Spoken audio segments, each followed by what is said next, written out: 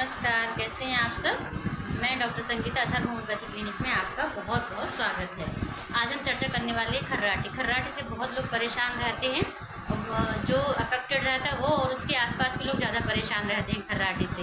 तो हम जानते हैं खर्राटे होते क्या हैं। खर्राटे हमारी श्वास नली में होने वाली रुकावट की वजह से, अगर किसी की श्वास नली में या गले में कोई रुकावट हो रही है तो उसमें जो आसपास के जो टिश्यू होते हैं उनमें वाइब्रेशन होता है, उस वाइब्रेशन से ये खर्राटे की आवाज़ प्रोड्यूस होती है।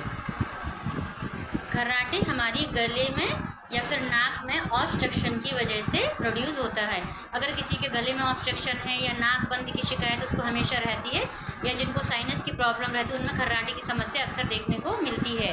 और खर्राटे से नींद भी डिस्टर्ब रहती है। तो इसके लिए बहुत ही अच्छा होम्योपैथी में बहुत ही अच्छा खर्राटे के लिए ट्रीटमेंट, जिसको लगातार कुछ दिन तक करना पड़ेगा, जिससे वो श्वास नली में अवरोध जो हो रहा है वो हट जाएगा, तो ये खर्राटे की समस्या हट जाएगी। तो सबसे पहली मेडिसिन होती है इसके लिए लैमिना माइनर। लैमिना माइनर खर्राटे की बहुत ही अच्छी मेडिसिन होती है। और सेम्बुकस नाइग्रा में अगर आपको नाक बंद लगती है तो उसके इस मेडिसिन को सेम्बुकस नाइग्रा 30 को 5-5 गोली दिन में 3 बार लिया जाए लगातार कुछ दिन तक के लिए।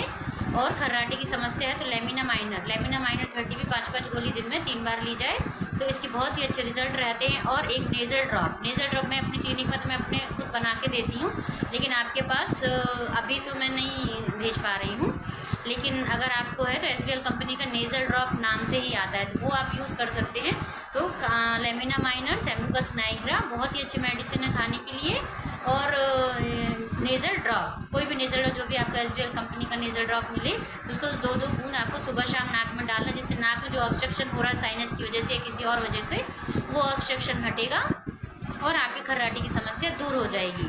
और कुछ हम प्रिकॉशन भी हमको लेना चाहिए। अगर हम सो रहे हैं तो करवट लेके सोएं, जिससे जो ऑब्स्ट्रक्शन, जैसे डायरेक्ट कोई सीधा सोता है तो ऑब्स्ट्रक्शन होता है, तो थोड़ा सा करवट लेके सोएं तो उसमें भी काफ़ी आराम मिलता है, खर्राटे में काफ़ी रिलीफ मिलता है। और इसके अलावा अगर आप मेडिसिन ले रहे हैं तो उसमें खट्टी चीज़ों का परहेज रखें। ठंडी खट्टी चीज़ें नहीं खाना है आपको। क्या होता है ठंडी खट्टी चीज़ें खाने से जो नाक में ऑब्स्ट्रक्शन हो रहा है या गले में ऑब्स्ट्रक्शन हो रहा है वो बना रहता है, इसलिए ठंडी और खट्टी चीज़ें आपको नहीं खाना है। और ये मेडिसिन आप कंटिन्यू कीजिए, आपको ज़रूर रिजल्ट मिलेगा। और मेरे चैनल को लाइक एंड सब्सक्राइब कीजिए, और जिसको खर्राटे की समस्या है उसको मेरे वीडियो शेयर कीजिए। Thank you.